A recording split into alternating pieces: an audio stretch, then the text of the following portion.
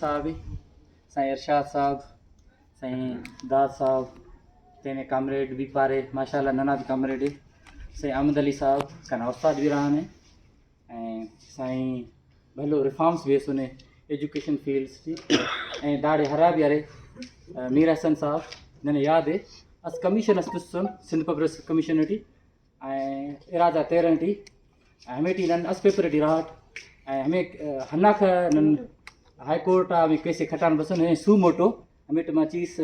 justice Zaheer दी न सके पाए हमें तो वकील पारे फेस ब्राइड ना आर्डर पेश मफत तो खुल रिजेक्ट मस भाज कर ना छिल बंद ओटी वारसन इनो ना इनकलाब ना दे के चुंकिया न बिंगो न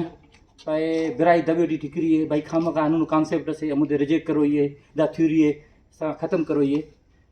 इरादा 18 टी PhD करे इंग्लिश लिटरेचर टी जेकॾहिं बिराई इंग्लिश लिटरेचर टी PhD कनि के तो दासा नने दा थ्योरी भी अप्लाई करनी मफ़त हनुन जेकॾहिं डेवलप आइडियाज़ कनि तो ऑटोमेटिकली इनकलाब हना दे के तेने शुरू मरे का मौलाना रूमी पारे ते सॼी दुनिया चेंज कनि कथे हर आदमी तेने चेंज करे सॼी दुनिया चेंज मसीना हिटलर ना स्पेन हिसाब भलो मशहूर से नेपोलियन बोनापार्ट हिटलर ना हर तो चाइना क्रॉस करे कन पाए जल्दी टपबो पाए दा हरा दा कोम खाचो के न त सुस्त कोम से दा हरा का बश मस न सॼो दुनिया गुड़ा खामोश मरो एनो से हम चाइना है एनो अराड़े के सॼी दुनिया है सही चुप कर फेनो जेकर नन सुस्त कोमन नन ते जागफन तालीम से अम जागफन तालीम ना नना ए दे साईं मिसाल इस्लाम ना तारीख हर बंदा अंते इस्लाम सिर्फ ब्राइट ऑफ हर बंदा ना है अंते हरा भी शे ने जान लगी का मन पाना दान ने वाणी का ओते हनुन थ्योरिटिकल हनुन अपना फना 5-6 किताब लिखबो हम ओते रेफरेंसेस कबो दाशे ब्राइटोन दा ब्राइटोन 5-6 बुक्स मरे ना नौजवान हमें ते कोट कनेंगे अथेंटिक इनो ना दुरना हनुन पाना बाबा दा बिते फेस ब्राइट हाने भाई देर ठाने तो भाई मिस्त्री ठाने तो मिस्त्री भाई जन्म ते सुन दाए माना हनुन के आइडियाज डेवलप कबो साईं ने थ्योरीज खान वे साईं अहमद अली साईं इराजार मुसरना वाक़या है पाए यूनिट गुड़ा सोशल मोबिलाइजेशन अस माशरो जल्दी तरक्की कर अस माशरो फदी कर अंते मोबिलाइजेशन मफरो इनो ना दौरे मैं इंटरनेशनल दौरे मोबाइल ना दौरे कम्युनिकेशन ना 1900 माना 36 ना वाक़या है गांधी पारेसिस the world is global village माना हल्क से एनो तो हल्क न बल्कि घिटी सॼी दुनिया ना सौ वीडियो लिंक मन थिए कम्युनिकेशन मनी चाहिए थिए जेकर न ते ना करे जी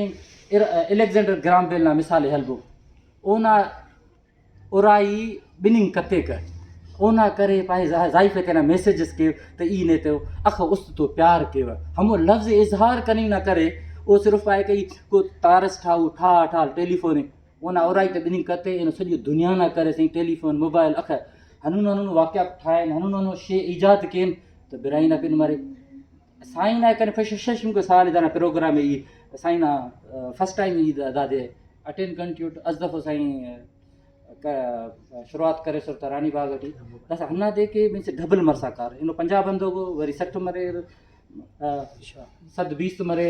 हन्ना मरे शऊर भरे तालीम ते वो इनो अस बंदा कने यार नी कोमपरसी ना भला डी भला हन्ना दे की तेना ऑफिस डी हरा भरे का मुफ्त डी ट्यूशन खान हुआ था मुफ्त डी CSS कमीशन ना तैयारी कर हुआ था आराम तो तेना CSS कमीशन PCS कशर कार्य होता करी हन्ना कनी के पेनंत कनी के हन्ना ये नुम तेना हरा भी अरे इंजीनियर से हमें फील्ड डी तेना हेल्प के साईं ना तो मिसाल वाज से अहमद अली ना अजदफ पारे तो पंजाब इंजूर कन तो पैसा पा यार पैसा ना होते लिख पर नी कमीशन टी अप्लाई कर साइन साईं GC university Faisalabad T 17 grade नौकरी मिला 28 दे नौकरी करे डाई फोन करे पे परवेज मुशरफ ना दोरे दारो खस कर गुदर सजी नन सोचा लोदिया नौकरी इलाज बस माशाल्लाह वरी येलो कमीशन है ना फौरन कशा ना काबिलियत सकत कमीशन अजी कमीशन कसा ना हनुन खुले पाना तो परेशान मफबो सोर्स ना भी दो नफ पैसा ना भी दो रफ खान बो तो सही ना हमें मंजिला पुजबो तो गुड़ा नु चेंज करनी के रे ना सो हमें ना करें में मेहनत करो मरे मेहनत हना दे कि चेंज नन खनन साईं मुछा प्रोफेसर मुछा डॉक्टर मरे हर फील्ड डी डेवलप के साईं अप्रिशिएट के न साईं आइडिया डेवलप करे ने साईं अफजल साहब